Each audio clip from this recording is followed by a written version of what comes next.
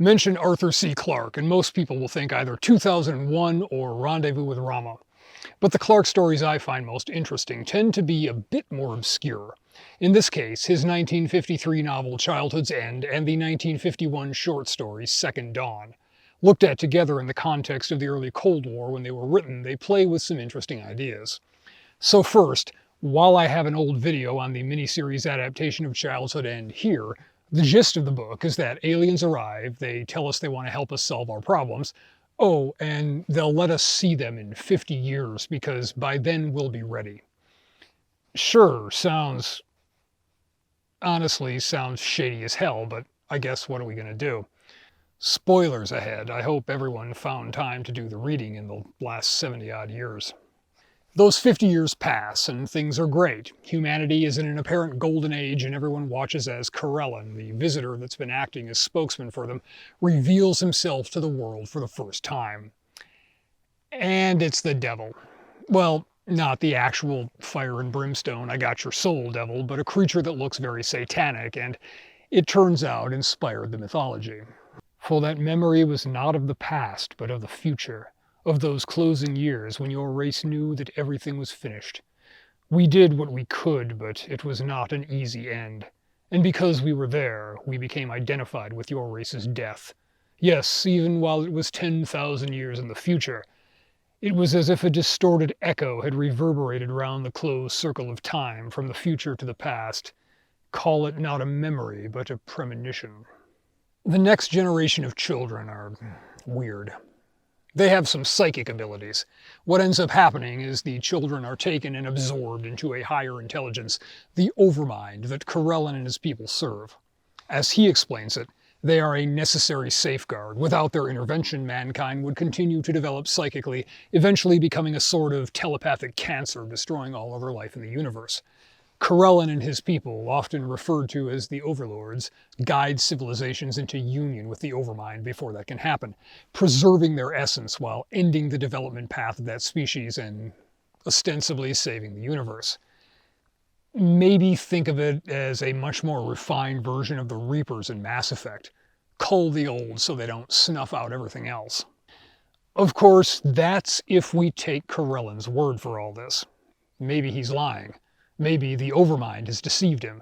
There's layers of uncertainty woven through the story. The Overmind can be read as a sort of demiurge rather than a benevolent god.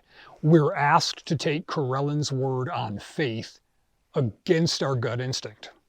When a space devil shows up and says he's going to take all the kids, I'm not really inclined to give him the benefit of the doubt. Gonna need some more compelling evidence here.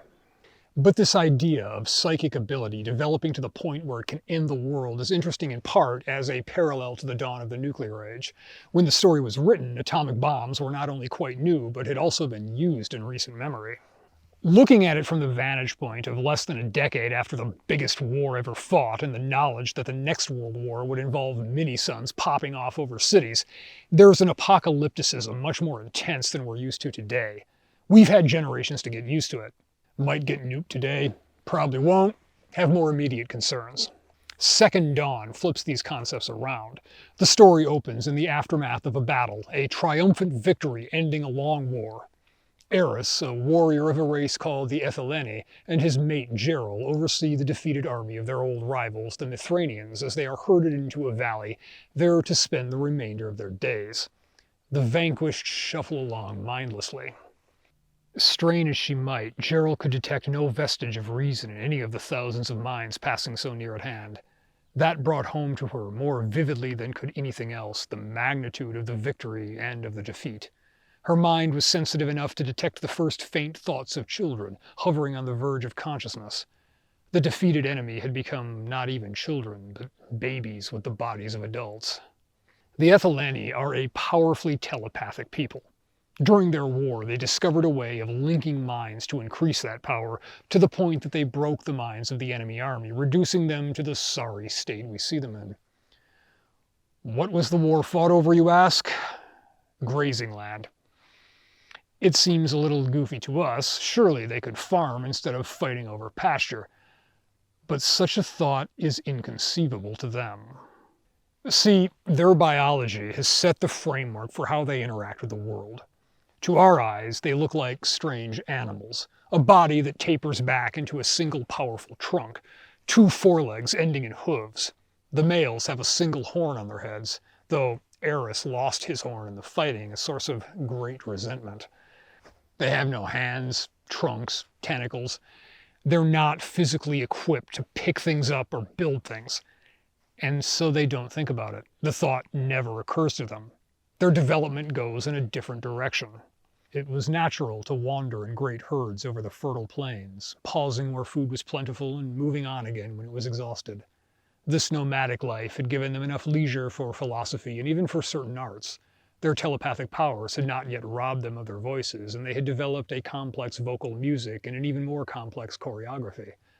But they took the greatest pride of all in the range of their thoughts. For thousands of generations they had sent their minds roving through the misty infinities of metaphysics. Of physics, and indeed of all the sciences of matter, they knew nothing, not even that they existed. And as is so often the case, war spurred them to new means of destruction. Hooves and horns gave way to mind-shattering telepathic attacks, a sort of psychic atomic bomb, forcing their foes to yield.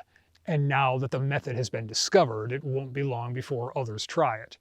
There's a hint of the psychic dangers mentioned by Corellin in Childhood's End. And it's in the shadow of that danger that an old friend arrives to take Eris and Gerald on a quest that will begin with a long journey through what had been enemy territory to visit his old teacher, Therotimus. "What's he been doing all this time?" Eris asked at length. "And why does he want to see me now?" "It's a long and complicated story," said Eretanon, "but Therotimus has made a discovery quite as remarkable as ours, and one that may have even greater consequences."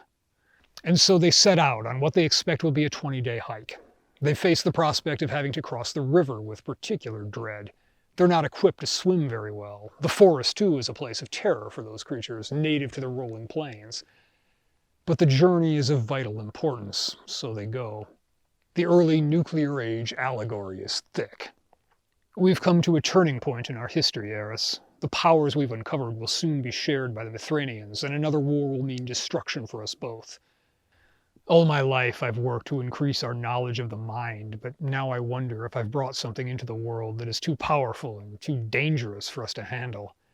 Yet, it's too late now to retrace our footsteps. Sooner or later our culture was bound to come to this point and to discover what we have found."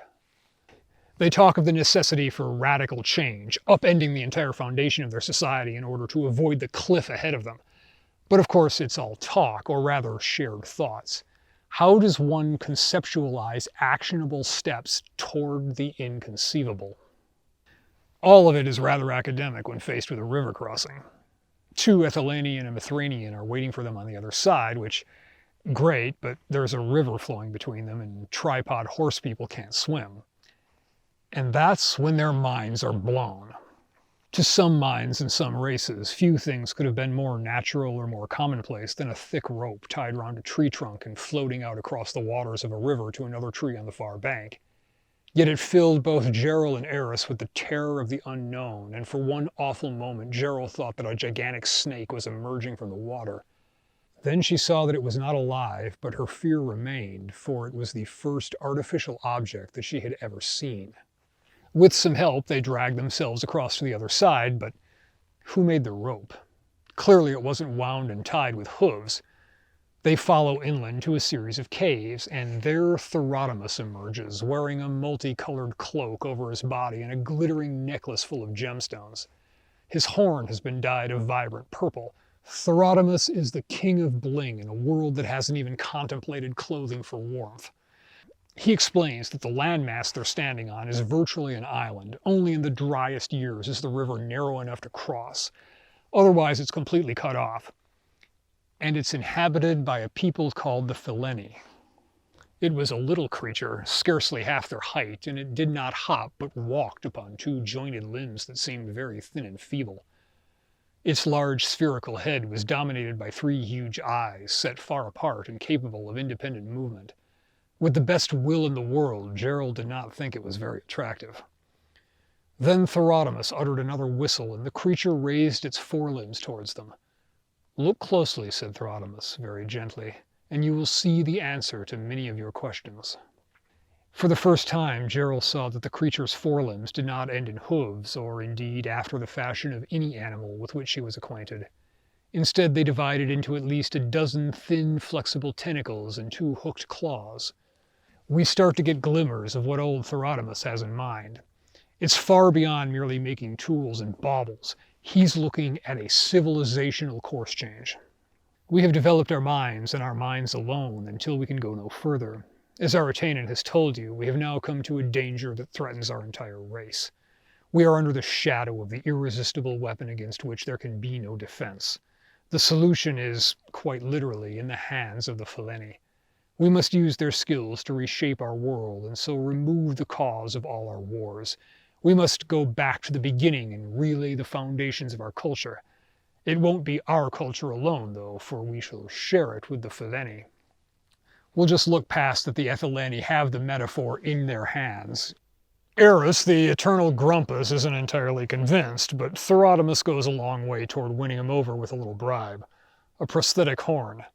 As he begins to see that there's potential for a real partnership, hands and minds coming together to make what to us starts to look like a real civilization. The Phileni on their own are quite primitive. The others leave no more physical trace of themselves than animals. And following this new direction, exploring its potential, could consume the attention of the minds that might otherwise build on the telepathic weapons that ended the last war. Of course, there's a bitter irony in it, completely missed by a race who hasn't even begun to contemplate the idea of chemical explosives, let alone the nuclear variety. All roads to knowledge are beset with dangers. And they do build a new world. Agriculture relieves the food pressure, and with it eliminates the old cause of wars. In time, they build ships and find new lands across the seas. But already they can see the faint glow of dangers ahead. I shouldn't go too near, advised Aratanan. It seems to be a perfectly ordinary mineral, but the Phileni who found it and carried it here got some very strange burns from handling it. Yet it's quite cold to the touch. One day we'll learn its secret, but I don't suppose it's anything at all important. And there's a hint that these 2 stories are in the same universe, facing the same dangers. Alone, perhaps of all the races in the universe, her people had reached the second crossroads, and had never passed the first. Now they must go along the road that they had missed, and must face the challenge at its end, the challenge from which, this time, they could not escape. We can still appreciate the atom bomb allegory today, more so today than a decade or so ago, but try to think about it from the perspective of the early 1950s. Imagine that maybe you were a little kid during World War II reading Clarke as a teenager. If you don't have to imagine it, drop a comment.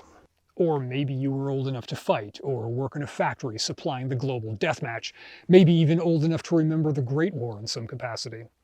Looking at it from the perspective of the 1950s, the backdrop of your life being 2 world wars, suddenly we've got nukes and tensions building for World War #3 is a very different frame of reference than most of us who've lived our lives in a world where nukes are a thing that exists in stockpiles, but no one is actually crazy enough to use. Probably. And we hear about the impending threat of World War III so much that, nothing ever happens, as they say. My point being, well, first, that these are just interesting stories that are worth a read on their own merits, but more that they ask us to step outside of our assumptions, both in terms of the story itself and how different the world we live in really is from the one that Clarke was writing in. They're stories about worldviews and narratives as much as they are about space devils and telepathic horse people. When I'm confronted with something that doesn't make sense, I'll sometimes ask myself if this is like Therodomus trying to explain something so radically new that it needs time to be unpacked. Is Corellin revealing an uncomfortable truth, or is he just bullshitting to justify a profound evil? You can't always get the answer, but it's important to ask the questions. Little bird thinks it's time for me to go.